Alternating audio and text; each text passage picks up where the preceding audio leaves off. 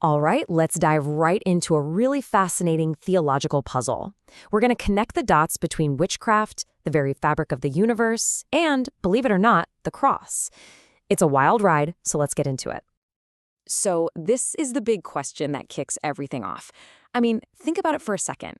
Can you really rebel against a system without using the tools of that system? That's the core idea we're going to be exploring today. It's a real head-scratcher.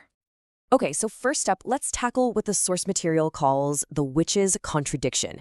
Basically, the idea that the whole practice of witchcraft has this deep internal paradox baked right into it. Now, this is where it gets really interesting. For any spell to actually work, it has to play by some rules, right? There has to be cause and effect, patterns, some kind of spiritual law. But see, the moment it does that, it's borrowing from an order that was already there. So in this view, witchcraft actually depends on the very divine order, this wisdom that it's trying to get around. It's basically a counterfeit that proves the original exists. And this is just a brilliant way to put it.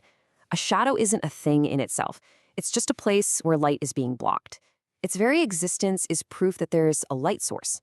The argument here is that witchcraft is just like that shadow. The fact that it can even exist points to a much brighter, original light, a divine order.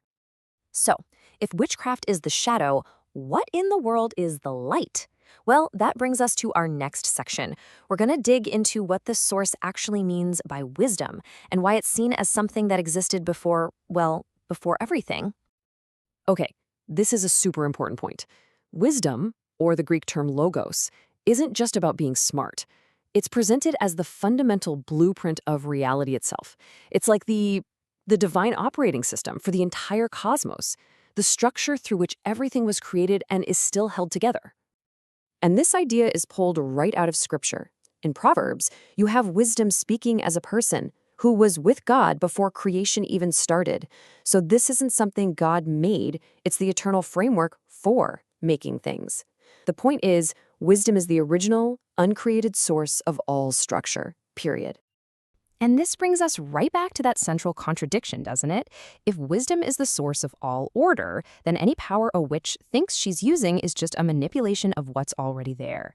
She's, in effect, drinking from the river of cause and effect while totally denying the spring it all flows from. Now, the argument takes this idea of a counterfeit reality and applies it to something even more fundamental than power. It applies it to life itself. This leads us to our third section, the parasite of death. You know, just like witchcraft is framed as a twist on wisdom, death is framed as a parasite on life. This is huge. It's not an equal and opposite force. Life is the original, the source, the fullness. Death is presented as something that comes after, a void that's only possible because there was something to be emptied in the first place. It's a reaction, not an original force. And once again, this idea is rooted in a scriptural understanding. According to Romans, death entered a world that was already alive. It was a consequence, an intruder that corrupted the original state of things. So, if a witch is aligning herself with a counterfeit of wisdom, with a reality that's literally parasitic to life, what's the consequence? This is where the argument gets really, really serious. We're talking about the verdict from the Old Testament law. Wow. Okay, that is a heavy, heavy verse. The penalty is absolute. But according to the source material, this isn't just some ancient legal punishment. It's a deep theological statement about what happens when you align yourself with something that is fundamentally anti-life. So let's break that down, because this symbolism is incredibly powerful. First, the stoning is a direct response to someone who has, in essence, made a pact with death. Second, it's just the natural, brutal response of turning your back on the very source of life. And third, the stones themselves represent the immovable, unchanging law, the solid truth of God's order, literally crushing a reality built on lies. And that last phrase from the verse, "Their blood shall be upon them," man, that is just chillingly final. It means you, and you alone, bear the full weight of your choices. There's no one else to blame, no substitute to take your place, and nothing to cover your guilt. Your own forfeited life is now the final testimony against you. That verdict, it seems completely absolute, a total dead end, right? But this is the moment where the entire argument pivots in the most dramatic way possible. This leads to what the source calls the Great Blood Exchange. So just remember that judgment, full responsibility, no escape.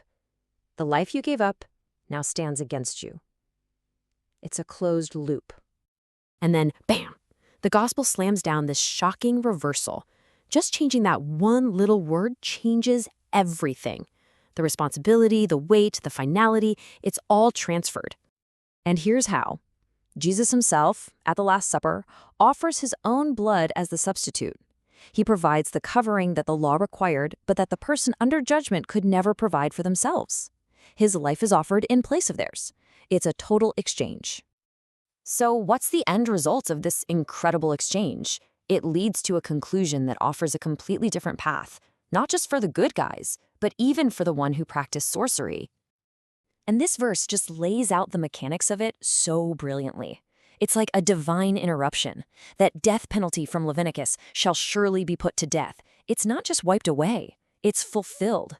The person is considered to have died, but they died with Christ on the cross. The verdict is adjourned, and a totally new life can begin. And this really brings the whole argument home, showing the stark contrast between the two paths. On one hand, you've got the path of sorcery, trying to grab power through manipulation, invoking some external presence, and getting control through hexes. But on the other hand, you have the path of surrender, receiving life through faith, being indwelt by God's own Spirit, and finding freedom through holiness. And so we end up right back where we started, but with a totally new question. It reframes this whole idea of power. After walking through all of that, you're left wondering, is real power something we conjure up and control?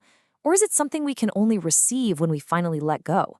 Now that's something to think about.